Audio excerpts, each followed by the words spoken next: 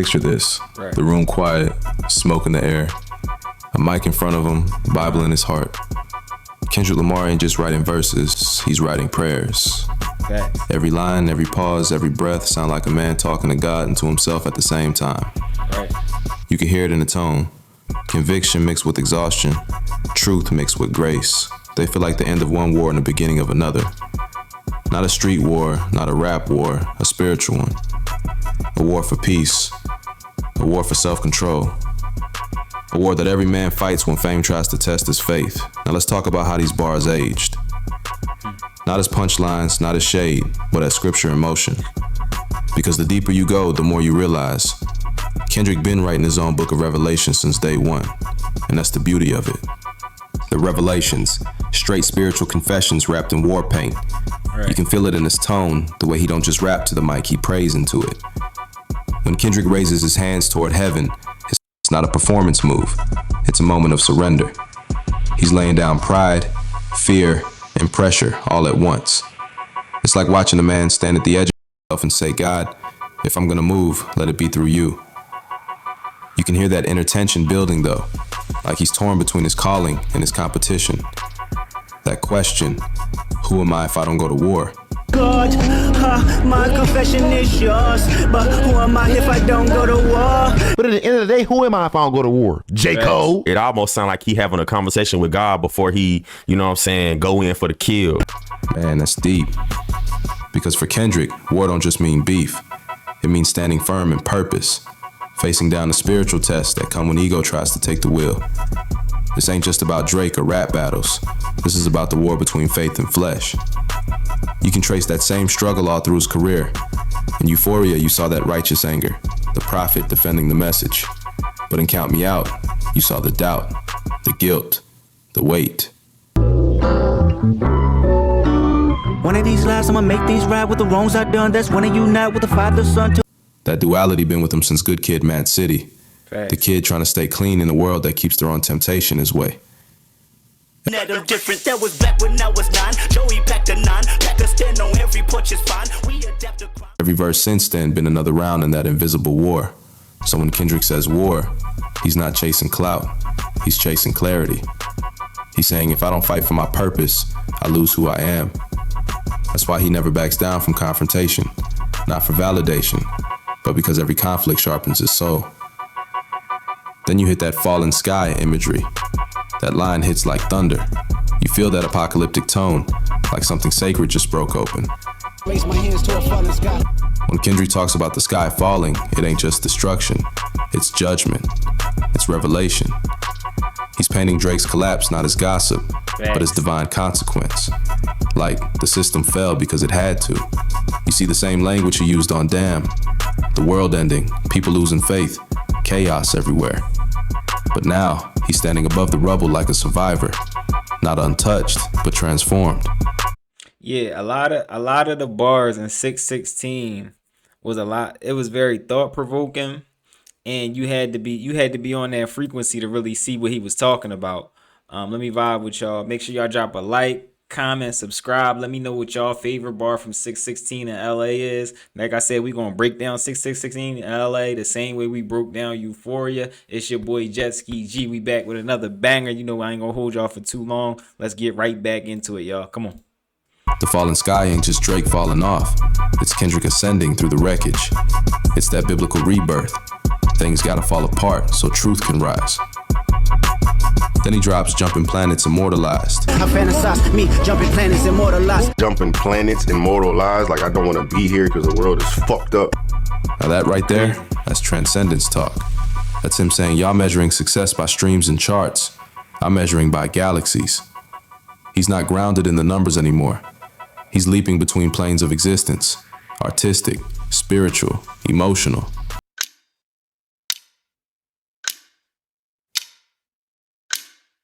Kendrick? This is Kendrick removing himself from Earth's definition of winning. And it ties all the way back to Bitch Don't Kill My Vibe. Remember when he said, I'm trying to keep it alive and not compromise the feeling we love. I'm trying to keep it alive and not compromise the feeling we love. That was him setting the foundation for this version of himself. Sensitive to spirit, allergic to the noise.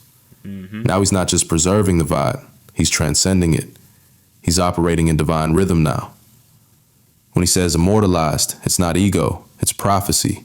Kendrick always said he wanted to be more than a rapper. He wanted to be a vessel, to create something that outlives the man. Every project since Section .80 been part of that mission, to turn testimony into timelessness. He's showing us that real immortality don't come from fame, it comes from faith. Kendrick.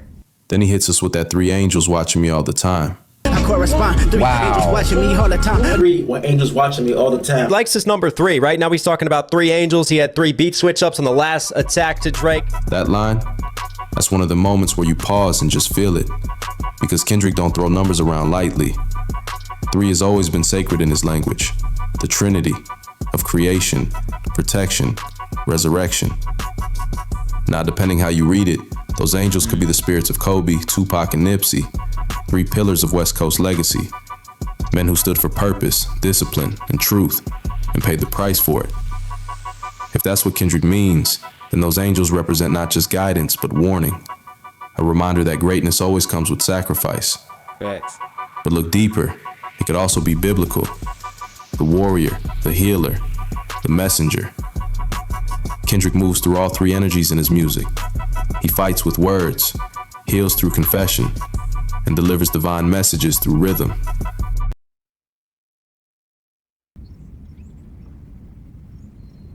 Did you hear that, Kendrick? Each angel, a reflection of the role he plays for the culture. And then if you pull it closer to home, maybe those angels are his family. Whitney and the kids, the living proof of his grounding. Every time he steps away from chaos and chooses peace, he's protecting that circle. That's divine love in motion. And that love's what keeps him from slipping into the same traps he's been warning us about for years. Right. You can see that evolution. The man who used to wrestle with Lucy on To Pimp a Butterfly now has his own circle of angels keeping him covered. Yes. It's that full circle growth, from being tempted by demons to being surrounded by grace. Wine cooler spill on my white t-shirt, the sightseer. Trifecta, money, morals, and culture. That's my leisure, my visa. Now, what makes all of this hit harder is how it ties into the rest of his discography. Kendrick don't recycle bars. He recycles lessons. Go back to Family Ties, you hear that same tone. I'm not your savior. He's reminding the world he's just a vessel, not a god. But the irony is, it's his surrender that makes him divine. In Mr. Morale and the Big Steppers, he exposed every flaw, every shadow, every insecurity. That whole album was therapy. It was him standing in front of the mirror, confessing his sins before the next chapter. My apologies. I thought my time was up. No, we can continue if you like. Like, the healing finally came. The clarity finally arrived. You feel that spiritual authority now. Not arrogance, but assurance. Like a man who's been through the fire and finally found peace in the flame. Kendrick's no longer just fighting culture. He's shaping it. Every verse, every symbol, every silence is intentional. When he talks about war, he's exposing how faith looks in conflict. When he mentions angels, he's redefining protection. When he says jumping planets, he's showing what happens when your art becomes bigger than gravity. Right. This is why Kendrick Lamar's impact is eternal, because he's not chasing moments, he's documenting movements. The bars age well because they're rooted in truth, and truth don't expire. Look at how Euphoria hit the culture. That wasn't just a diss, it was a realignment. It shifted the tone of rap, brought accountability back, made the world remember what penmanship with purpose sounds like. Every time Kendrick drops something like these verses, he sets a new spiritual temperature in the culture. People start talking different, thinking deeper, reflecting more. That's the real influence. Not trends, not clout, transformation. And that's the thing, you can't fake timelessness. You can fake hits, you can fake hype, but you can't fake spiritual weight. When Kendrick raps about angels, about fallen skies, about being at war, he's not performing it, he's living it. That's why the verses don't just sound good, they feel holy. So when we talk about how these bars aged, man, they aged like gospel. The world caught up to the message. The same people who thought he was too deep, too abstract, too spiritual, they watching now like, yo, he really predicted the climate. Kendrick been speaking the language of spirit before the culture even knew what to call it. That's why when he ends on the note of freedom and faith, it don't sound like fantasy. It sounds like prophecy fulfilled. So, what did you say to the lady in the parking structure? The man who started out in Compton asking God to keep him alive long enough to tell his story is now standing as one of the few who survived the system without losing his soul. And that's the real message of these verses. You can have fame and peace. You can fight and still surrender. You can go to war without letting darkness define you. Because real victory ain't about who falls. It's about who stays clean when the sky does. My confession is yours, but who am I if I don't? Kendrick Lamar, the man who started in chaos, now speaks with calm. The one who went to war with the system, only to realize the real battle was within. He's proof that you can walk through fire and come out purified, not burned. Right. So when he raises his hands toward heaven, that's not just worship, that's victory. A man who's seen every temptation the world could offer and chose faith every time. You took my damn parking spot. I told her I ain't take your damn parking spot. Take it to the max. Take it to the max. That's what made him immortal. Not fame, not awards, but obedience. And that's why these verses will always age right. Because truth don't rust. Purpose don't expire. And when you live for something higher, every word you How speak did that make you echoes feel forever. reacting that way? I felt decent. If you rocking with real breakdowns, not that surface level gossip, go ahead, hit that like, hit that subscribe, because we about to tap into the core of what makes Kendrick Definitely hit that like button. Head over to my man Mike Drop TV. Hit a like over there. We gonna get right back into it. Let's go, y'all. different. This right here is deeper than rap. It's spiritual warfare dressed like poetry. When Kendrick said, put my children to sleep with a prayer, then close my eyes, definition of peace. Put my children to sleep with a prayer, then close my eyes, definition of peace. Tell me. He's saying that Drake, you don't know anything about putting your kids to sleep. Trying to get dirt on niggas. Y'all think my life is rap. You think my whole life is rap? This whole shit I heard some is raised, but I can see you don't know nothing about that.